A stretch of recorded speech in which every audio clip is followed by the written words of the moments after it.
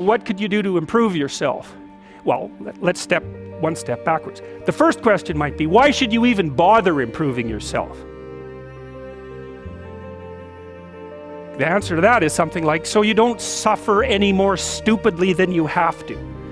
And maybe so others don't have to either. It's something like that. You know, like there's a real injunction at the bottom of it. It's not some casual self-help doctrine. It's that if you don't organize yourself properly, you'll pay for it, and in a big way, and so will the people around you. And you could say, well, I don't care about that, but that's actually not true. You actually do care about that, because if you're in pain, you will care about it.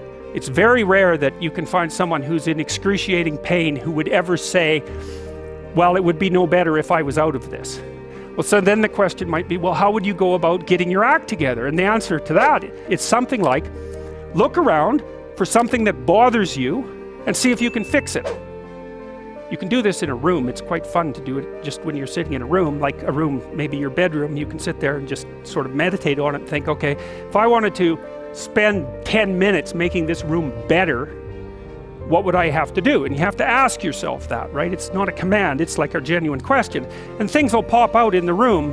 There's a stack of papers over there that's kind of bugging you, and you know that maybe a little order there would be a good thing. And there's some rubbish behind your computer monitor that you haven't attended to for like 6 months. And if you allow yourself just to consider the expanse in which you exist at that moment, there'll be all sorts of things that'll pop out in it that you could just fix.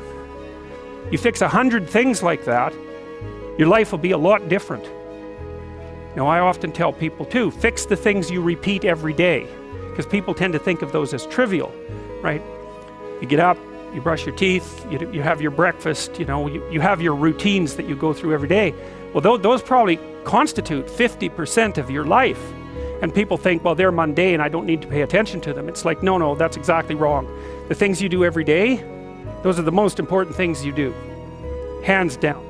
Once you've got your mind and your emotions together, and once you're acting that out, then you can extend what you're willing to consider yourself and start fixing up the things that are part of your broader extent. Your mind is a very strange thing. As soon as you give it a name, a genuine aim, it'll reconfigure the world in keeping with that aim. That's actually how you see to begin with.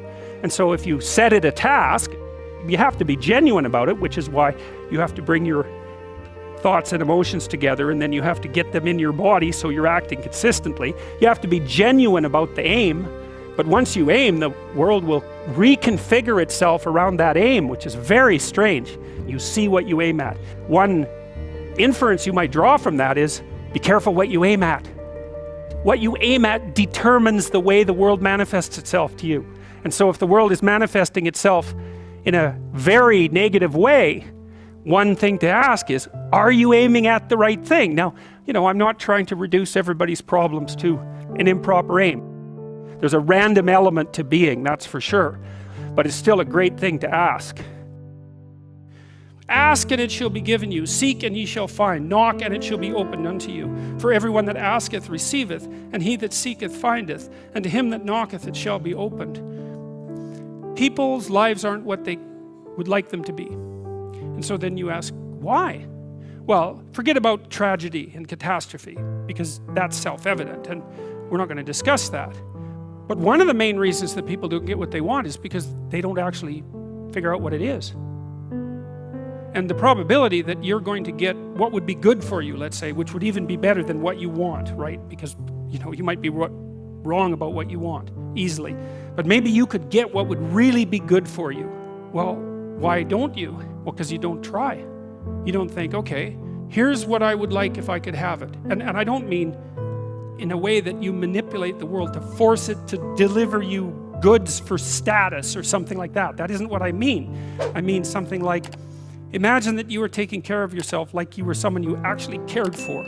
And then you thought, okay, I'm caring for this person. I would like things to go as well for them as possible. What would their life have to be like in order for that to be the case? Well, people don't do that. They don't sit down and think, all right, you know, let's figure it out. You've got a life. It's hard, obviously. It's like 3 years from now, you can have what you need. You got to be careful about it. You can't have everything. You can have what would be good for you, but you have to figure out what it is, and then you have to aim at it. Well, my experience with people has been is if they figure out what it is that would be good for them, and then they aim at it, then they get it. And it's strange because it's a strange thing. It's not quite that simple because, you know, you may formulate an idea about what would be good for you, and then you take 10 steps towards that, and you find out that your formulation was a bit off, and so you have to reformulate your goal. But a huge part of the reason that people fail is because they don't ever set up the criteria for success. And so, since success is a very narrow line and very unlikely, the probability that you're going to stumble on it randomly is 0. And so there's a proposition here, and the proposition is, if you actually want something, you can have it. Now the question then would be, well, what do you mean by actually want? And the answer is that you reorient your life in every possible way to make the probability that that will occur as certain as possible. You could try this.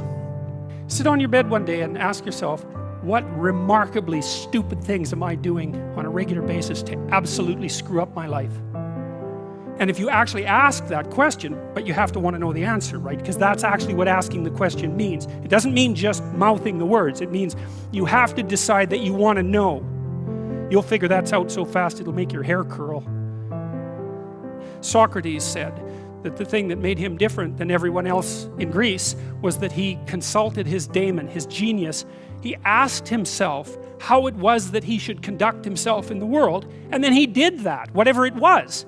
He didn't try to force a solution, you know, he didn't try to force a solution selfishly. He asked, I'm going to manifest myself in the best possible manner in the world. I would like to do that. What would that be? What would happen if you consulted yourself about the best possible outcome for you? You might get an answer. Well, that's what this proposition is.